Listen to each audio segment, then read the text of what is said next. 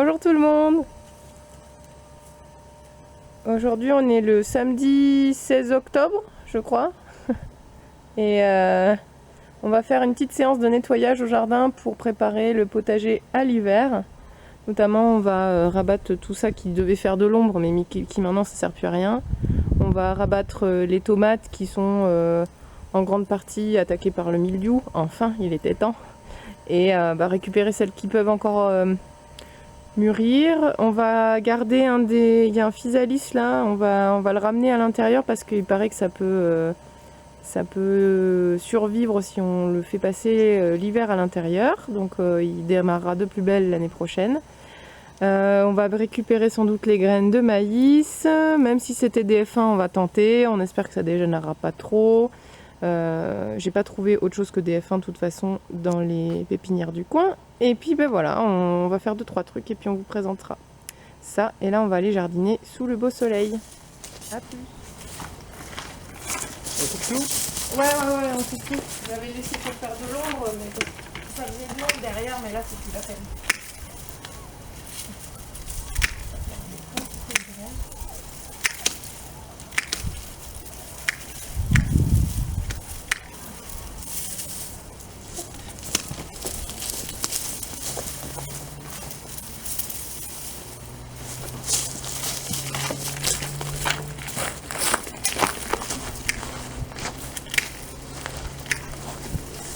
Donc là on voit bien, même la tige et tout elle est attaquée par l'humidité, hein, je comprends. Mais ça a été assez tardif, hein, donc on a quand même pu manger des tomates jusqu'à assez récemment en fait. Là ça fait une semaine où on n'en mange plus beaucoup.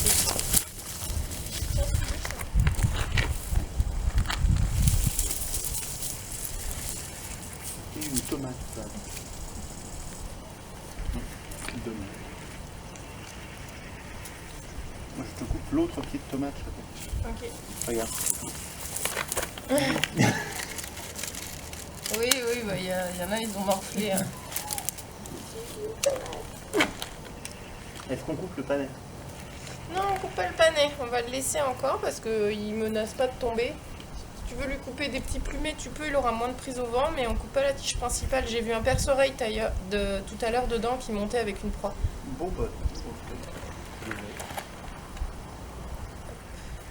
Ouais, d'ailleurs, les poireaux qui sont en fleurs, tu peux les couper parce qu'en fait, ça se mange pas quand c'est monté en fleurs. Et pareil, ouais, tu peux les couper à la base. On va garder que ceux qui sont pas montés en fleurs qu'on mangera cet hiver. Alors les bambous c'est bien, ça dure d'une année sur l'autre sans casser. Par contre on avait des tuteurs de noisetiers et les tuteurs de noisetiers ça a tenu 1 an. Donc après il faut aller en rechercher. Nous on était allé en chercher à la lisière de la forêt.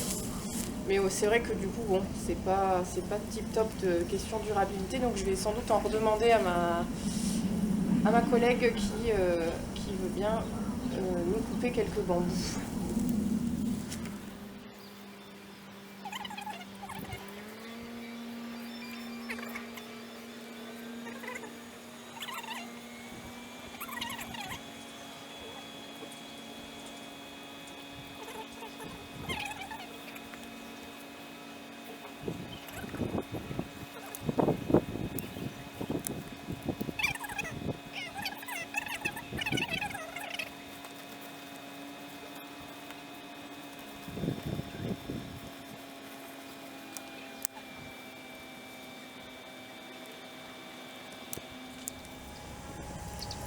On va pouvoir enlever les structures aussi.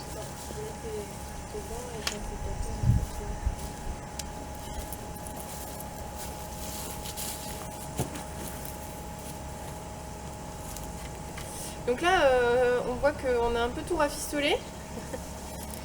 Parce qu'en fait, le trépied qu'on avait là, de noisetier, avait subi les intempéries de l'année dernière et donc a cassé.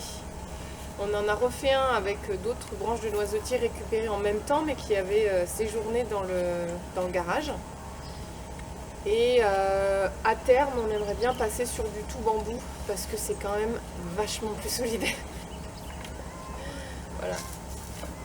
Et dans les cordes, ne jetez pas les cordes que vous avez lorsque vous récupérez de la paille, les cordes en plastique comme ça. Elles sont très résistantes aux intempéries, contrairement aux cordes qu'on peut acheter, par exemple les cordes de cuisine ou même ça, regardez. Voilà, celle-là elle était en fin de vie. Et bon, je l'avais quand même réutilisée parce que c'était un peu du rafistolage avec du vent dehors, mais voilà. Si vous pouvez nouer avec ça, c'est pratique aussi. Ça laissera plus de marge. Ceci. Ah, voilà.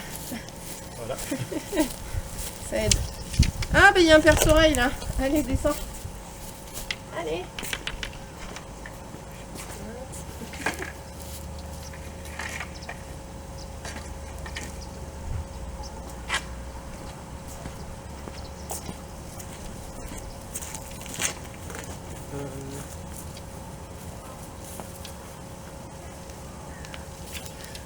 Oh, tiens, il y a les yacons qui ont un peu gelé là.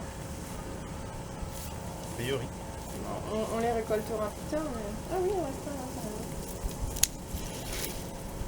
va. Attention, t'as la conche qui s'est mise dedans.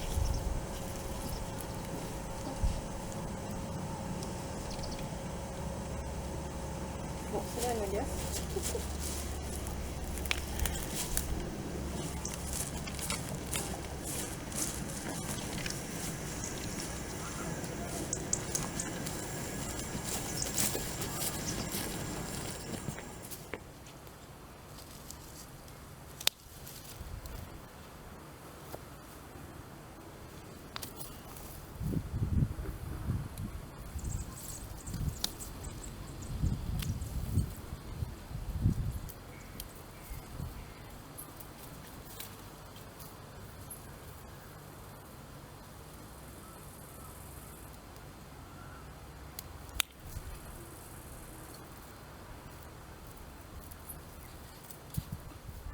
Il y a un petit fail parce que j'ai sans doute pas enregistré, mais ici il y a du liseron.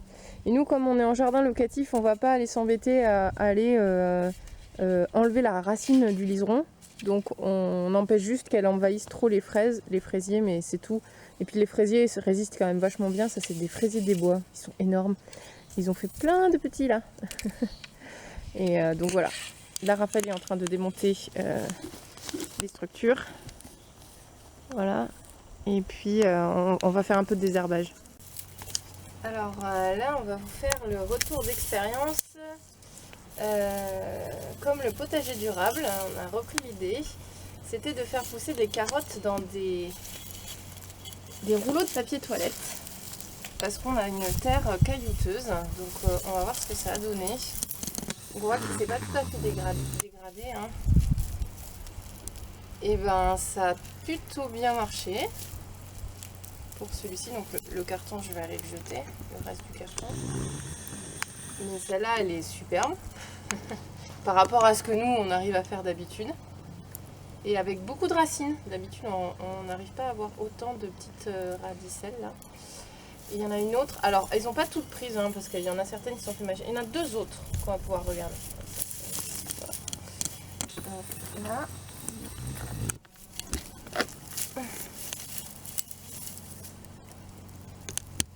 Qui a l'air d'être une colorée, celle-là.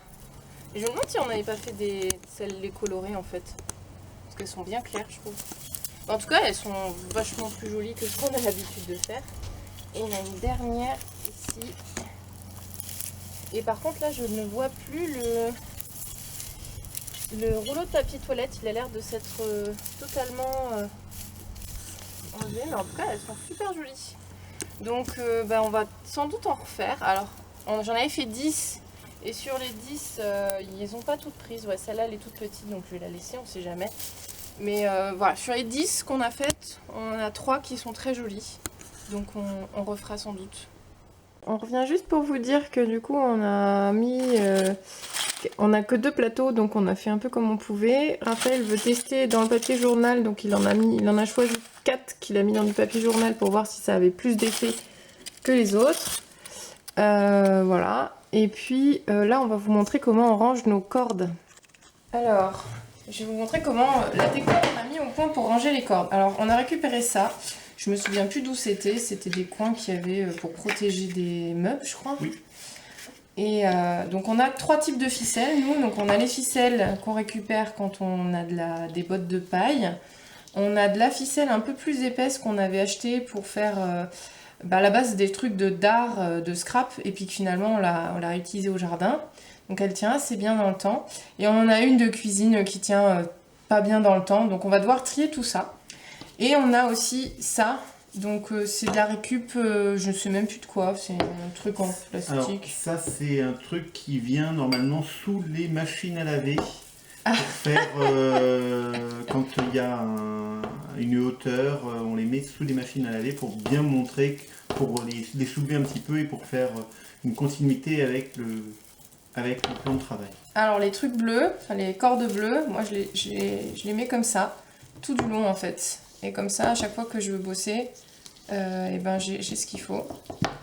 Et elle résiste super bien aux intempéries. Donc voilà. Moi, je vais trier les autres types de cordes. Ouais, tu les... Ok. Je te propose de jeter celles qui sont... Ouais. Les couper. Les comme ça. Non, les comme ça. Ouais, celles qui se délitent. Ok, très bien. Celles qui se délitent, en fait. Le problème des ficelles de boucher, c'est qu'elles se délitent. C'est-à-dire que d'un côté, on a une ficelle, de l'autre côté, on en a 3. Et qu'ensuite, que ce soit pour le faire ou pour défaire des nœuds, ça marche plus du tout et ça vieillit très mal. Voilà. Donc ça, c'est comment on range les bleus. Et je vais vous montrer comment on range celles qu'on conserve, donc celles-là. Donc en fait, j'ai pris ce coin-là. Alors je sais pas si je vais retrouver du premier coup. Hein. Hop. Et en fait, je bloque le premier pour pas que ça s'en aille. Hop. Voilà. Et après, je fais un nœud, mais comme je ferais mon lacet en fait. Ah oui, non, ça y est, je me souviens. Je fais un tour. Et là, pareil. En fait, je fais un tour, en fait. 1 ou 2 tours. Pour pas qu'elles se mélangent entre elles. Et après, je fais un nœud. Soit simple, soit je fais une petite boucle. Donc, je fais un nœud déjà. Et après, je fais comme ça. Donc c'est une boucle en fait, je fais pas 2 boucles, j'en fais qu'une. Donc ça c'est bien, donc j'en prends une autre ensuite. Et je peux en mettre 2 ou 3 sur le même coin, bon là je vais en mettre que 2. Donc je garde un peu de longueur.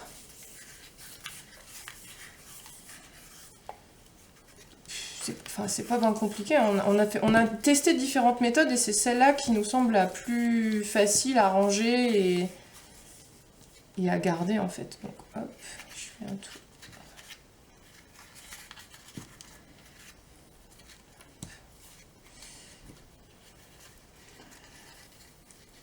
Ouais. Au bout de 2 ans, quand même, on sent que ça vieillit. Hein. Ce qu'on fait 2 saisons, là. Hop. Voilà, donc on va vous laisser et on va continuer. Hein. Quand on a fini, ça donne ça. Donc après, on a juste à les prendre et à les mettre dans un sac. Donc nous, on les met dans un sac comme ça. Et après, on les met au garage ou au cellier. Et du coup, la saison d'après, on a tout pour accrocher, on met tout dans le même sac en fait. Donc si un jour on fait l'acquisition de clips à tomates, chose qu'on n'a pas fait encore cette année, donc on aimerait bien, et ben on mettrait tout dans le même sac. Voilà. Je tenais aussi à vous montrer la différence entre les carottes qu'on a faites dans les rouleaux de papier toilette et les carottes qu'on a fait à même la terre. Alors il y en a certaines qu'on a récupérées juste parce qu'on a démarré, hein, donc elles sont un peu plus petites. Mais pour vous dire que là il y a des cailloux, donc ça fait des fourches. Voilà, même des tout petits cailloux ça fait des fourches. Donc on a des carottes fourchues ou des carottes qui sont beaucoup plus petites en profondeur. Enfin en longueur je veux dire, parce qu'elles n'ont pas pu aller en profondeur. Ou alors des carottes tordues. Donc ça c'est les carottes de base que nous on fait chez nous, qui sont pas mal, hein, elles sont bonnes, elles sont pareilles. Mais du coup, l'année prochaine, je vais sans doute en faire beaucoup plus dans des rouleaux de papier toilette, sachant que, comme je garde quasiment tous les rouleaux de papier toilette depuis un certain temps, on en a suffisamment. Là, c'était les tomates cerises qui, à mon avis, ne seront pas à laisser mûrir, donc on va pouvoir les manger. Et là, c'était les épis de maïs. Alors, je vais essayer de faire des graines. Bon, on verra bien ce que ça donne. Voilà les expériences au jardin. À la prochaine!